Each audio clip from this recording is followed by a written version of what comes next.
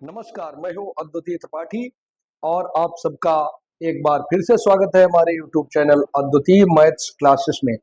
आज हम लोग देखेंगे संख्या पद्धति और उसका जो आखिरी प्रश्नावली है, प्रश्नावली 1.5, और इसके साथ ही ये चैप्टर यहाँ पे समाप्त हो जाएगा। ये कक्षा 9 में जो NCERT की बुक चलती है उसी में जो प्रश्नावली 1.5 है, घातांक की प्रश्नावली है, उसी में कुछ सवाल दिए गए हैं। 3 सवाल हैं यहाँ पे और 3 में भी उनके खंड हैं, तो हम लोग देख लेते हैं। पहला प्रश्न देखते हैं क्या है। पहला है 64 टू द पावर 1/2 अर्थात 64 की घात 1/2 लिखा। आप लोग बहुत जानते होंगे और ये बड़ा ही आसान यहाँ पर लिखा हुआ है। हम इसको ऐसे लिख सकते हैं, 64 की घात 1/2 को लिख सकते हैं। 64 का मतलब होता है 8 गुणे 8। 64 को हम 8 गुणे 8 लिख सकते हैं कि नहीं लिख सकते हैं? 1/2। तो 8 गुणे 8 का मतलब ये 8 की घात हो गई 2 और पूरे की घात 1/2 पहले से लिखा। एक फार्मूला हमने बताया था घातांक में, a की घात m और उसकी घात भी अगर n हो तो टोटल हो जाता है a to the power m into n। अर्थात घात पर भी जब घात है तो उसमें घात आपस में क्या हो जाता है?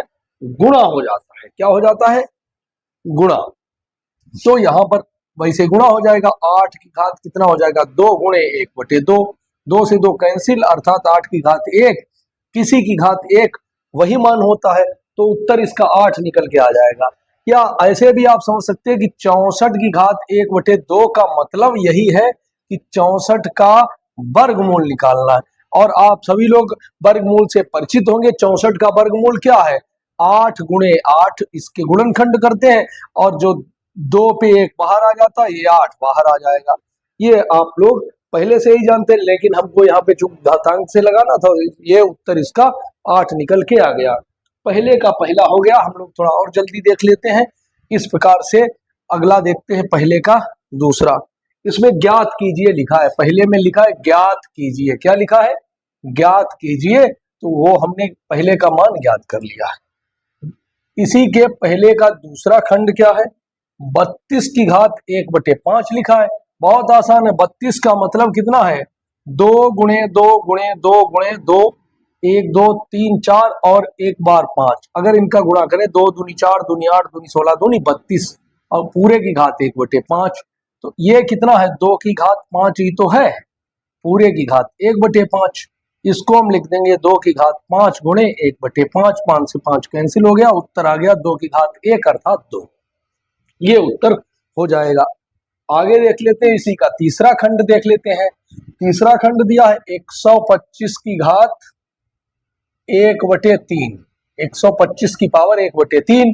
तो 125 आप लोग जानते हैं, 125 का मतलब 5 का 3 बार गुणा करेंगे, अर्थात 5 की घात 3 और whole power 1/3। 5 to the power 3 और उसकी पूरे की घात कितनी? 1/3। और इसका हम लोग इसको और आगे बढ़ाएंगे तो 5 की घात 3 गुणे 1/3। 3 से 3 कैंसिल हो गया, उत्तर 5 निकल के आ गया। 5 की घात 1 अर्थात 5। ये हो गया है पहला सवाल और पहले के तीनों खंड यहाँ पर हो गए हैं। उसके बाद हम लोग जल्दी से देख लेते हैं दूसरा। और दूसरे का पहला क्या है? दूसरे का पहला 9 की घात लिखा है 3/2। तो हम जानते हैं 9 का मतलब है 3 गुणे 3, यही तो है। और पूरे की घात 3/2, तो 3 गुणे 3 अर्थात 3 की घात 2 और पूरे की घात 3/2। तो 3 की घात 2 गुणे 3/2, 2 से 2 कैंसिल, अर्थात 3 की घात कितना हो गया? 3।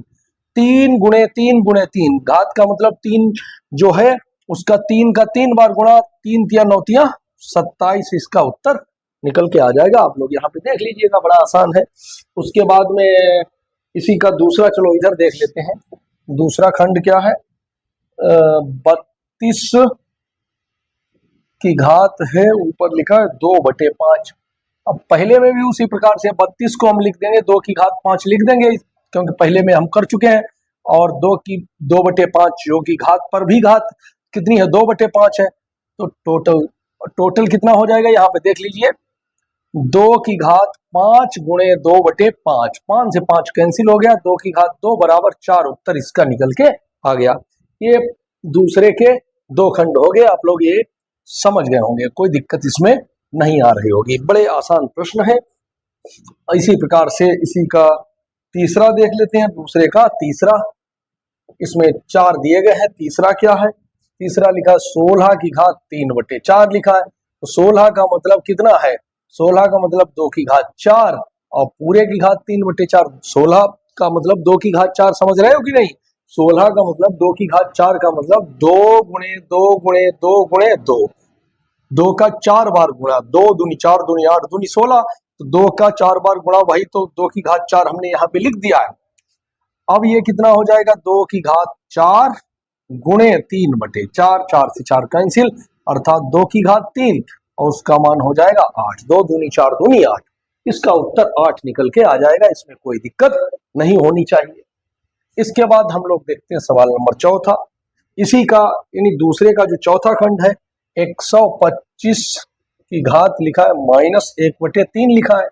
तो कितना लिख देंगे? देखिए 125 का मतलब होता है 5 गुणे 5 गुणे 5 और पूरे की घात 1/3 माइनस का, तो 5 गुणे 5 गुणे 5 का मतलब 5 की घात कितना हो गया है? 3 हो गया। पूरे की घात -1/3 अर्थात 5 की घात 3 गुणे -1/3। ये 3 से 3 कैंसिल हो गया, 5 की घात कितना? -1 अर्थात -1 ऊपर है तो 1/5 नीचे आ जाएगा, 5 की घात 1 अर्थात 1/5। इसका उत्तर हो जाएगा 1/5, 1/5 ये उत्तर हो जाएगा। कोई दिक्कत इसमें नहीं आ रही होगी, आप लोग यहाँ पे समझ पा रहे होंगे भली भांति। अब हम लोग देख लेते हैं ये दूसरे का यहाँ पे चौथा खंड हो गया है, चारों खंड हो गए हैं। तीसरा प्रश्न है और इस प्रश्नावली का जो अंतिम प्रश्न है तीसरा, और उसके कई खंड हैं, उनको हम बारी बारी से देखते हैं।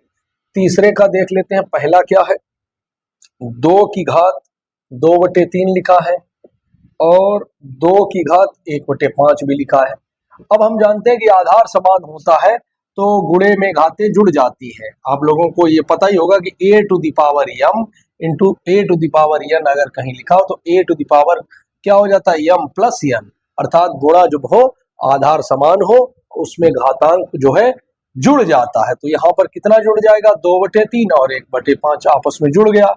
तो आप लोग ये भिन्न का जोड़ तो बड़ा पहले से ही जानते होंगे और कर लेते होंगे।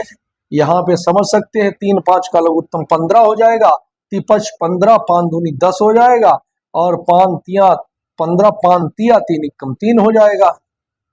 तो 2 की घात कितना हो जाएगा? 13/15, ये उत्तर यहीं पे आ जाएगा। और ये इसमें जो लिखा है, ये लिखा है सरल कीजिए। क्या लिखा है? सरल कीजिए, मतलब ये बिल्कुल सरल करके जितना मान निकल गया है वो हमको लिख देना है। तो ये पहला प्रश्न यहाँ पे हो जाता है और उसका उत्तर यही आ जाता है, 2 की घात 13/15। अब हम देखते हैं उसी का दूसरा खंड देख लेते हैं। दूसरा खंड क्या दिया गया है? देखिए दूसरा खंड है 1/3 की घात 3 और पूरे की घात लिखा है 7। तो देखिए इसको अगर हम अलग अलग कर दें, 1 घात पर भी घात है तो 1 की घात 7 लिख सकते हैं और 3 की घात 3 उसकी भी घात 7 लिख सकते हैं। 1 की पावर कितनी भी मान एक ही रहता है और 3 की घात 7 मतलब 3 की घात 3 और उसकी भी घात 7, तो 3 की घात कितना हो जाएगा? 3 हो जाएगा। 7 3 जा कितना होता है? 21, अर्थात 1/, क्या यही उत्तर हो जाएगा, 1/3 1/3 की घात 21 इसका उत्तर निकल के आ जाएगा। यही यहाँ पे यहीं तक सरल हो पाएगा। अब हम लोग देखते हैं इसके बाद में इसका तीसरा, ये मिटा दें। अब हम लोग देखेंगे इसका तीसरे का तीसरा क्या है? 11 की घात 1/2 लिखा है और 11 की घात 1/4 लिखा है। एक नियम सभी लोग जानते होंगे कि 11 की घात 1/2, 11 ऊपर गया तो 11 की घात माइनस में हो गई 1/4, और हम जानते हैं गुणे में घातें आपस में जुड़ जाती हैं, तो 11 की घात 1/2 जुड़ने का मतलब है, चूंकि यहाँ चिन्ह माइनस है इसलिए वो -1/4 हो जाएगा। तो 11 की घात 1/2 -1/4 जब हम लोग हल करेंगे तो 1/4 उत्तर निकल के आएगा। 1/2 में से 1/4 घटाएंगे, अर्थात आधे में से जब चौथाई घटेगा, अर्थात आधे का भी आधा निकल गया तो चौथाई ही तो बच जाएगा। निकाल के देख लीजिएगा। आप लोग जानते होंगे 1/2 माइनस 1/4, 1/2 माइनस 1/4 करेंगे, 4 लघुत्तम आ जाएगा। तो यहाँ पे निकाल के उत्तर आ जाएगा 11 की पावर 1/4। इतना आप लोग समझ गए। अब हम इसी का प्रश्न लेते हैं, चौथा खंड ले लेते हैं। इसी का चौथा क्या हो जाएगा, 7 to the power 1/2 into 8 to the power 1/2। तो देखिए एक फार्मूला आप लोगों ने पढ़ा होगा कि जैसे m a to the power m है into b to the power भी यम है, मतलब घातांक समान है, आधार समान नहीं है।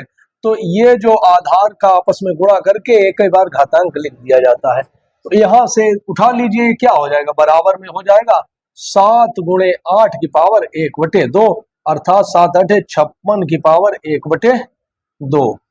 ये उत्तर निकल के आ जाएगा। बड़े आसान प्रश्न थे और ये हो गए हैं। तीसरे का चौथा खंड भी हो गया और इस प्रकार से ये प्रश्नावली 1.5 यहीं पर समाप्त हो जाती है। और इसके बाद इस प्रश्नावली के साथ ही ये जो चैप्टर संख्या पद्धति है कक्षा 9 में पहला चैप्टर, ये भी समाप्त हो जाता है। इसके बाद हम लोग आगे देखेंगे दूसरा चैप्टर बहुपद, जो कि अगले वीडियो में देखेंगे। और अगर आप लोग कोई अन्य पुस्तक से पढ़ना चाहें, एनसीईआरटी ये जो मूल बुक है एनसीईआरटी की उत्तर प्रदेश राज्य हेतु, वो हमारे पास ये किताब है, आप लोग यहाँ पे देख सकते हैं। इस किताब से जो प्रश्न थे वो हमने बताए। इसके अलावा जो एनसीईआरटी के मूल से जो प्रकाशन, उसी प्रकाशन अन्य प्रकाशन की जो पुस्तकें चलती हैं, उनसे भी अगर कोई सवाल हो जो आपके समझ में ना आ रहा हो तो हमें आप बता सकते हैं और हम उसी पुस्तक से वो प्रश्नावली करा देंगे। हमें कमेंट बॉक्स में आप बता सकते हैं। अब हम मिलेंगे अगले वीडियो में, तब तक के लिए जय हिंद, नमस्कार।